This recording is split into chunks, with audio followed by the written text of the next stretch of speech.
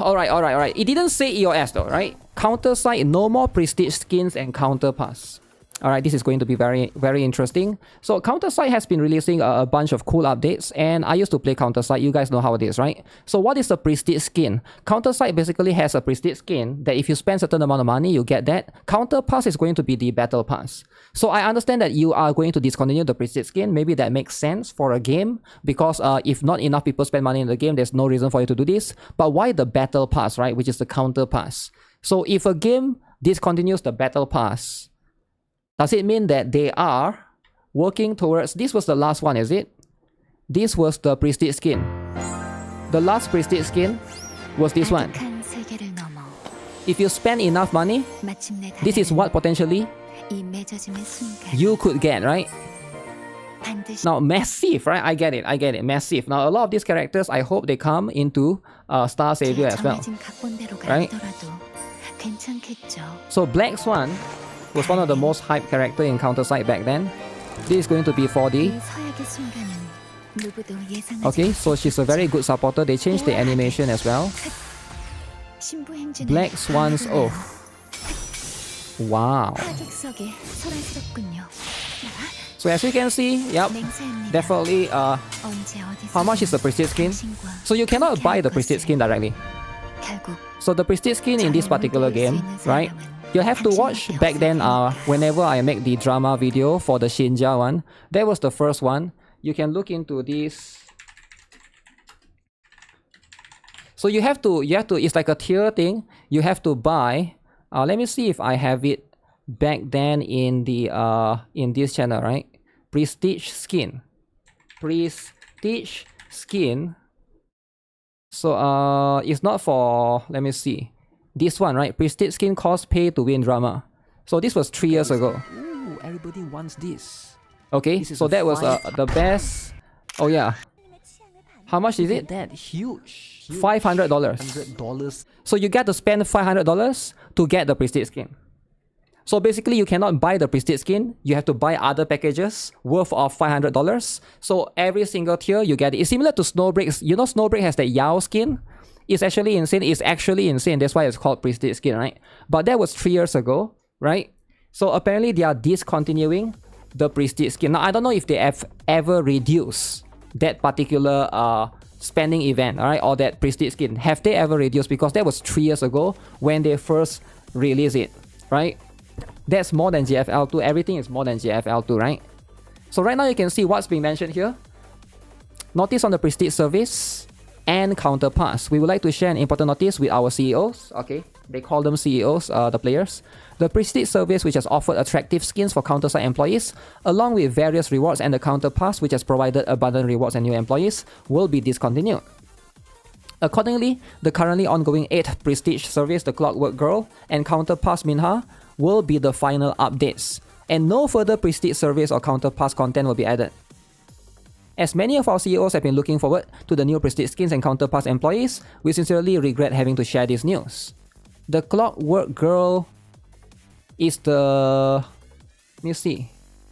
The Clockwork Girl, this one is the last prestige skin for Sigma. So Sigma is a mech girl, right? I'm surprised she's still getting update. But if not many players are supporting the game or buying it anymore, then there's no reason for them to, right? And also, they might consider shifting this to... maybe they'll shift this model towards Star Savior, because there's more players in Star Savior, right? They are removing it in preparation for $1,000 skin. Damn. I mean, it looks nice, right? The animations and all. But if you guys are not aware, this is going to be, I believe, Awakened Sigma, right? Yeah, the Awakened Striker. So, this one is alright. It's not that crazy, right? It is going to be, it's pretty decent for sure. But, so what does this mean? Does this mean that the game has a possible EOS? Now, you guys know I used to play Counterside. Play that game every single day. Now we are here in Star Savior. I don't have anything against Counterside. I hope that it can continue to survive, alright? But sometimes we gotta we got to be honest with ourselves, right? Let's look at the revenue. All right, Counterside, how much did it earn in the last couple of months? All right, let's look a little bit here, right? I'm not trying to doom post here. I hope they can survive, because at the end of the day, seems a little bit weird for them to just discontinue these two particular thing. That's like core fundamentals of the game, right? Snowbreak is here, Lemao. Okay, so Snowbreak has been, we don't make fun of Snowbreak. Okay, where is Counterside? Let me see. We're literally at top 100. Bottom here, Destiny Rising, Echocalypse, Silver and Blood. Star Savior was here. This was before global launch, alright? Where is it? Let me see if I can... Counterside. So this game earns $150,000, alright? Across all the, regions. Now, this is not a lot. Let's be honest, right? This is not a lot. This is extremely low, right? A lot of games that earns around this particular, like even Final Fantasy War of the Visions has already announced EOS, right? Which earn about the same. All right, we also got like, all of this one that's like even in the bottom, Astra Knights of Veda. Okay, to be fair, it does earn more than a lot of other games that are still running. I don't think they are going to EOS, but at the same time, it doesn't seem convincing enough. If you look at the revenue, right? It has been around 100k. All right, look at this. In March 2025, 160k. Then they go down to 100k. Then they go down to 90k. Then they go down, then 90k, 90k, then 100k go up. Then go back to 150k, then 140k, then 80k, then 100k, then 80k, then 60k. That's the lowest one ever, 60k, then 150k, right? Now again, on average, I would say that's going to be the spending, or I think it's about 100k, right, collectively. Now, to be fair, the game is on Steam. I get it, right? It's on Steam, so there are players that spend there as well, sure. But at the same time, it's not looking that high, right? Like if you look at it, so I get it. At the end of the day, if they're not making any money, right, then they might as well just discontinue it. I understand that's the angle that they are going into, right? They better finish the main story before the EOS. We'll see, right? It's hard to say if they're going to EOS or not, but I can see why players are worried. Are they going all in on that Star Savior game? Maybe they are, right? Because you need to know that. So the thing that we need to acknowledge is Studio B side, looking at their revenue from Counterside, is probably a relatively small company, all right?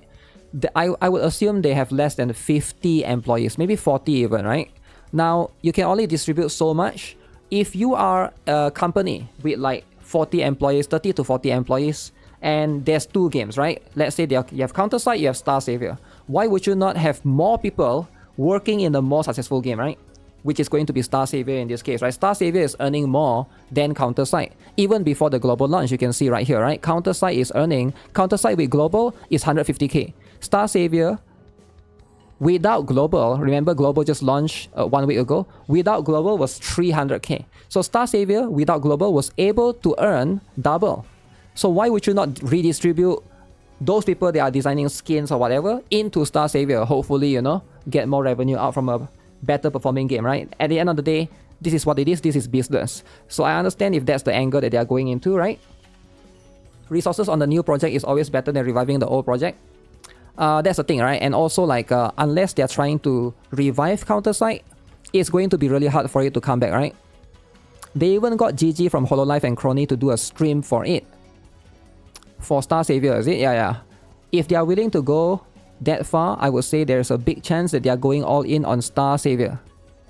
The thing that makes it really bizarre, they coughed up a lot of money to sponsor streamers to play the global of the game, headlining with the Counterside collaboration, but then in the next moment discontinue the main source of the reliable casual revenue, that is the Counter Pass or Battle Pass for Counterside. Which is a little bit weird as well. Yeah, the whole idea is you're trying to bring players into Counterside when you do the collab with your own game, but at the same time, this is a bit of a weird move, right?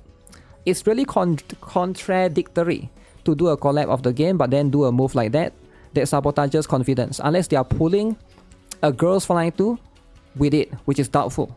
I don't really understand the logic here. The best case, maybe they need a temporary reallocate resources, so it's a temporary suspension. We are freaking out over nothing. I don't think it's a temporary thing, because if they say that they are going to discontinue it, they are just going to discontinue it, right? Global is going to carry Star Savior on its back. It's probably going to get a lot, but because it just launched, right? But again, it's more about like the launch revenue is going to be only so much that we can look at. We got to look into the long term, right? Like 3 or 4 months from now. Since Counterside is a game that doesn't require huge maintenance, since a monthly character and some story writing shouldn't break bank, that is a stretching logic. I've been through a lot of EOS for gacha games in the past, and something like this does read that way. But the surrounding context puts some doubt on that too. Just a really weird all way around. I get it, right? If that's going to be the case, then yeah, just if there's any Counterside players, right? That's you're still playing the game. Enjoy the game while you still can. I'm not sure what's going to happen. But yeah, Counterside hasn't been the best performing game in a while. But yeah, too bad. It is a relatively old game though, so there's going to be that as well, right?